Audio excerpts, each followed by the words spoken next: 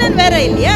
ஒவ்வொரு நாளும் ஒரு பெண்ணை நான் திருமணம் செய்வேன். காலையில எந்திரிச்ச உடனே ஒரு கல்யாணம், அடுத்த நாள் காலை அந்த பெண் கொல்லப்படுவாள்.